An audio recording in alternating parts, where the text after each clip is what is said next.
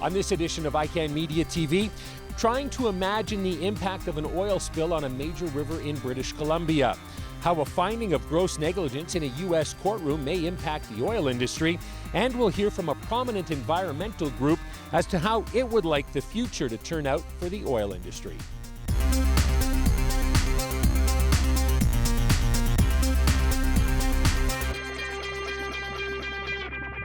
We're coming to you from the bank of the North Saskatchewan River as it makes its way through Edmonton heading east.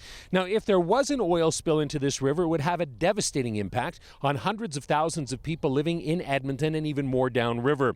Wildlife would be impacted both in and around the waterway as well. Hello, everyone. I'm Rob Hislop, your host here on ICANN Media TV. Of course, a spill in the river behind me is not something we would like to imagine, but imagining a spill in a major river is just what one oil company did in BC. Kinder Morgan wants to expand its Trans Mountain pipeline going from Strathcona County near Edmonton all the way to Burnaby, BC. It has conducted a study on what would happen if there was a massive oil spill in the Fraser River. The spill size the company considered is 1.25 million liters, and it looked at what the impact would be at different times of the year.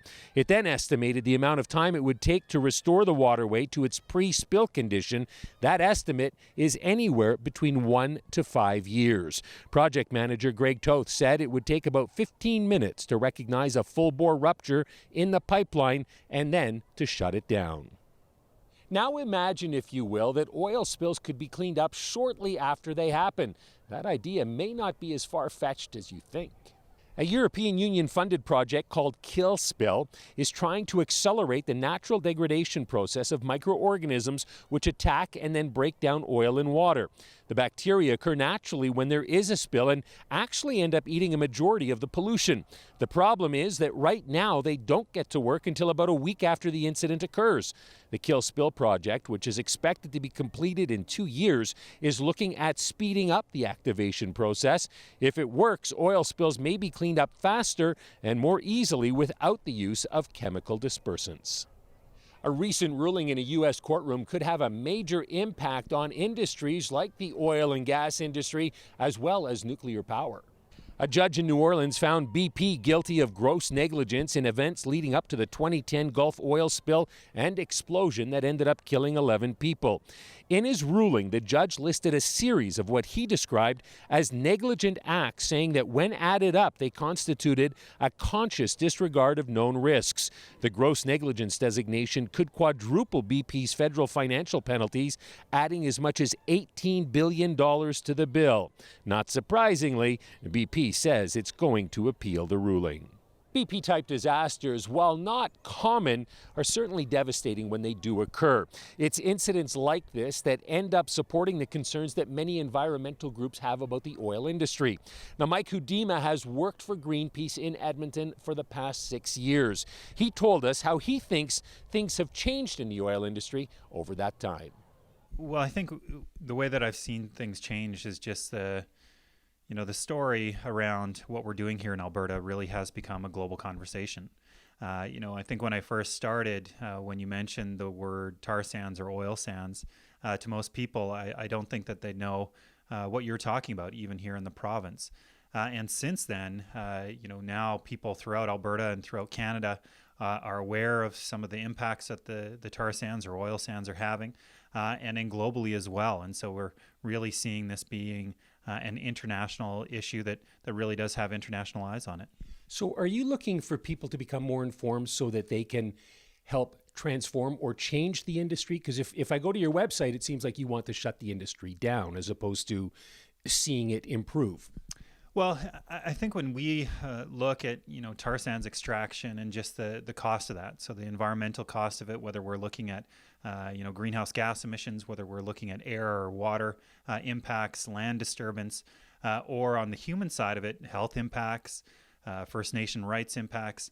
When we look at all of that together, it's very difficult to see a sustainable way of doing tar sands extraction. And so we do think that at minimum, there should be a moratorium on current development because we're already blowing past a lot of different thresholds here in the province when it comes to environmental safety.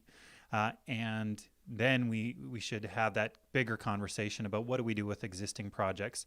Is there a way for them to be done sustainably? If so, what needs to be put in place?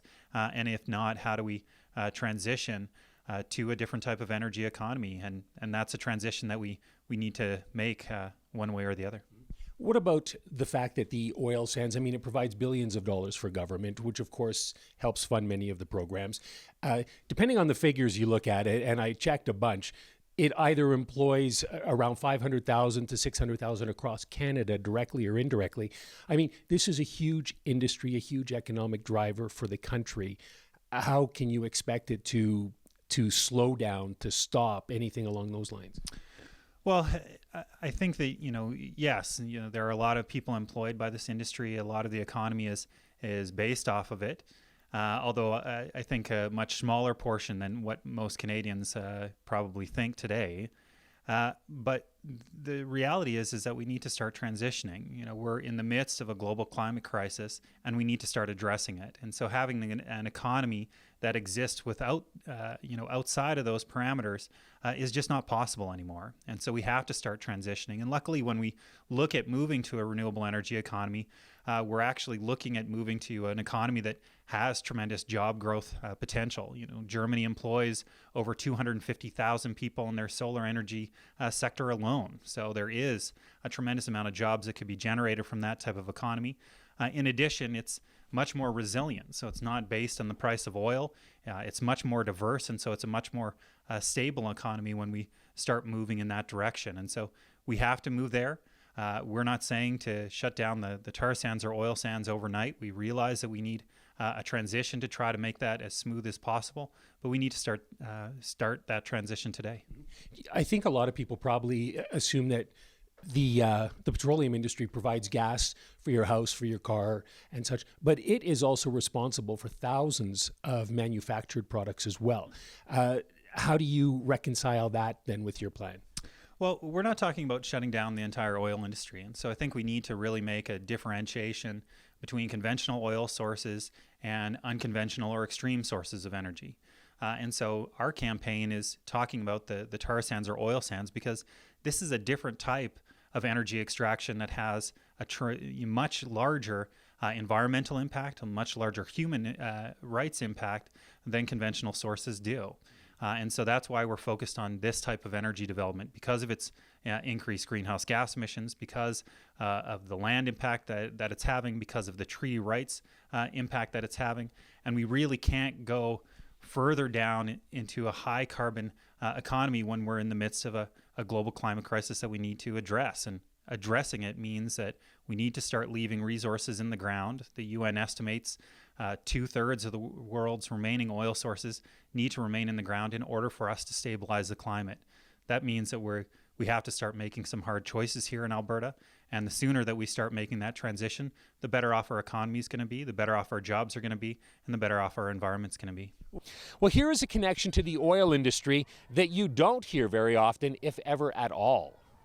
Alberta's former CEO of Health Services is suggesting that the success of the oil industry is actually behind the lack of success of our healthcare system in the province. Speaking before an audience at the University of Alberta, Stephen Duckett suggested that because of all the money the province has received from the oil patch, the Conservative government has not been pressed to deliver better health services and instead has just poured more money into it.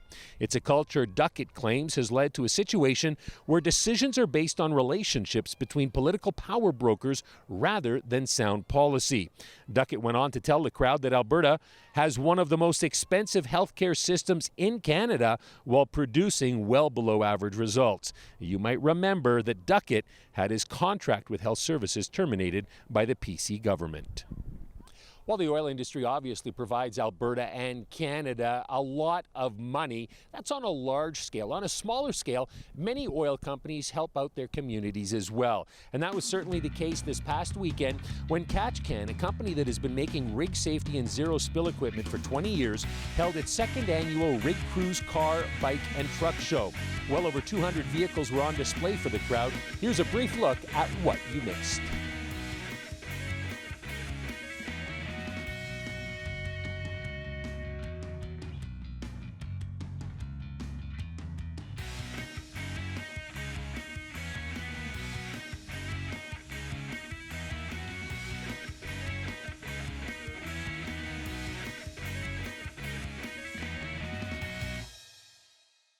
The Canadian Petroleum Hall of Fame is all set to induct another 5 members this fall.